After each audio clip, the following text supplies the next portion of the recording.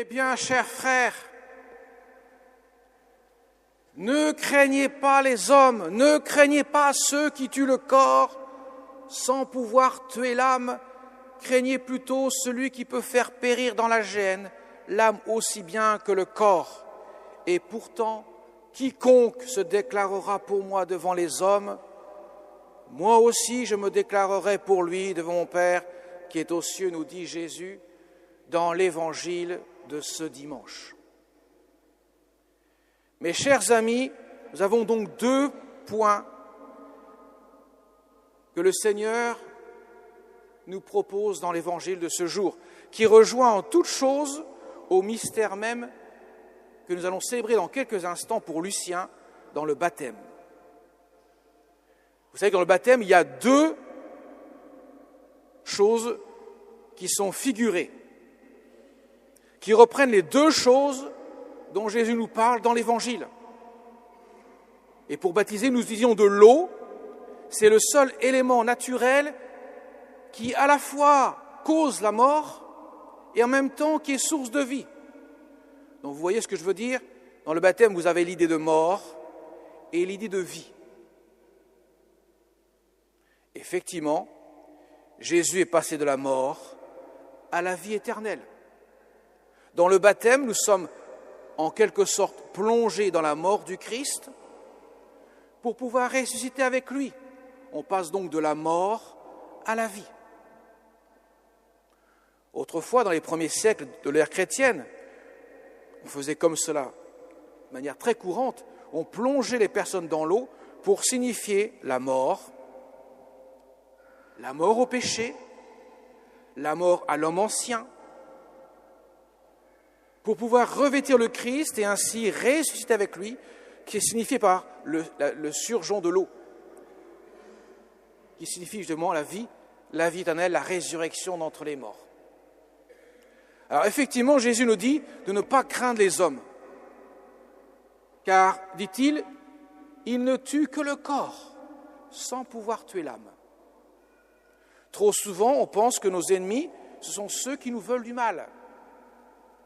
On pense que le pire ennemi que nous ayons sur terre, ce serait celui qui voudrait nous prendre la vie, atteindre à notre vie.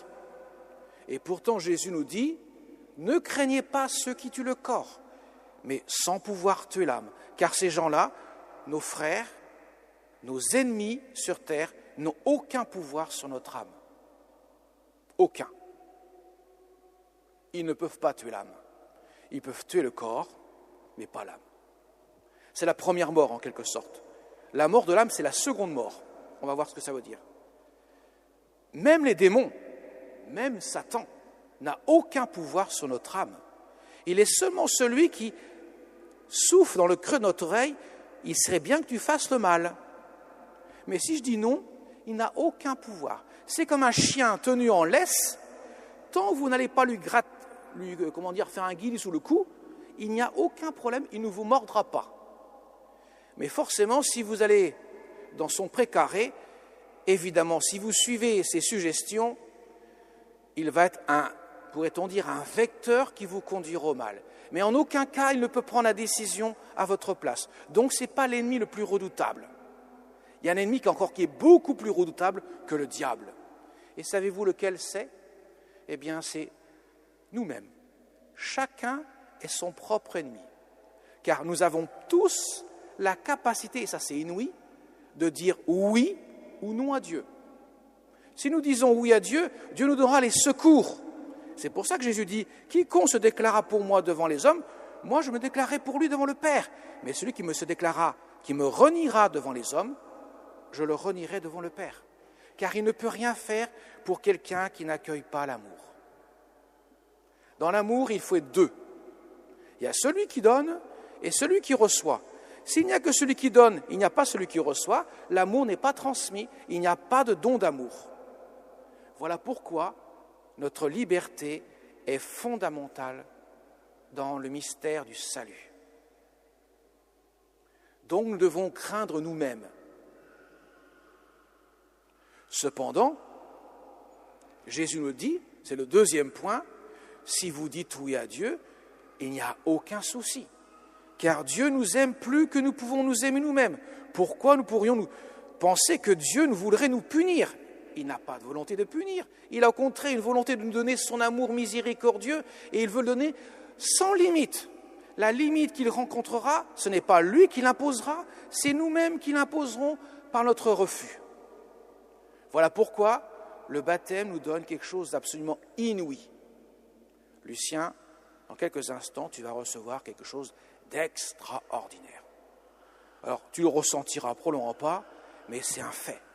Dieu va venir en toi, donner la grâce, une grâce qui va te configurer à lui, de sorte que lui pourra vivre dans ton cœur.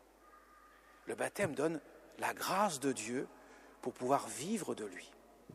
Et cette grâce nous donne déjà les prémices de la vie éternelle. Ce qui veut dire que la première mort n'est qu'un passage de cette vie à l'éternité. Au contraire, la seconde mort dont nous parle Jésus, tuer l'âme, c'est celle qui dit non à Dieu. Et voilà pourquoi le baptême nous donne les prémices. Je reçois la grâce de la filiation divine, c'est-à-dire je deviens fils de Dieu avec le baptême pour que je puisse ainsi vivre de la vie du Christ par l'onction de l'Esprit Saint qu'il me donne, pour que je puisse ainsi recevoir les grâces de la vie éternelle dès ici-bas, dans la foi certes, mais dès ici-bas et dans la vision béatifique de Dieu dans l'éternité. Autrement dit, le baptême nous donne déjà un avant-goût du ciel. Et Jésus nous demande ainsi de cultiver notre oui. Le oui du baptême, c'est le oui de chaque jour que nous devons cultiver pour dire « Oui Seigneur, j'accueille ta grâce. Je renonce au péché. » Ça veut dire je renonce à ne pas à mettre des entraves de ton amour en moi, au contraire pour laisser mon cœur tout disponible pour la grâce de Dieu. C'est ça le sens profond de la vie spirituelle, qui est si essentielle. Et Jésus donne les sacrements pour la nourrir, l'Eucharistie, pour que nous puissions nourrir de manière régulière notre vie chrétienne avec son corps, son sang, son âme et sa divinité que Jésus nous donne. Il va demeurer dans notre cœur par l'Eucharistie. Il vient établir sa demeure pour que nous puissions vivre de lui.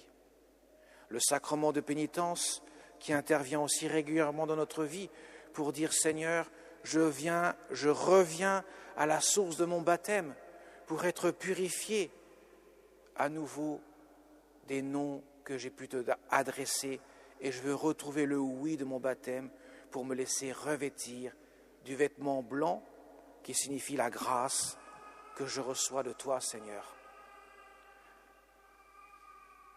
Mes chers amis, le cierge pascal brille et Lucien va recevoir ce cierge aussi pour signifier que désormais la lumière de la foi va briller dans son cœur avec le Christ. Et justement cette lumière qui permet de débusquer ce qui va mal en nous pour le repousser et pour ainsi accueillir la lumière de Dieu. Et je voudrais terminer en me tournant vers la Sainte Vierge Marie, notre Mère du ciel, car c'est elle qui a été envoyée en mission par Dieu.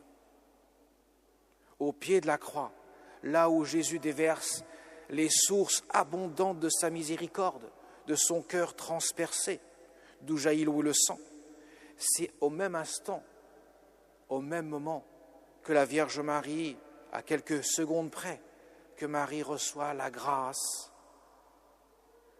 d'être investie de cette maternité pour chacun de nous, cette maternité spirituelle. Ça veut dire elle devient notre mère pour nous aider à accueillir la grâce et à en vivre. Alors, Lucien, à la fin du baptême, tu diras cette prière à notre Mère du ciel pour te reconnaître enfant de cette maman du ciel qui nous aime vraiment, qui veut nous conduire toujours à Jésus pour nous donner tout ce qu'il y a de meilleur pour nous. Amen.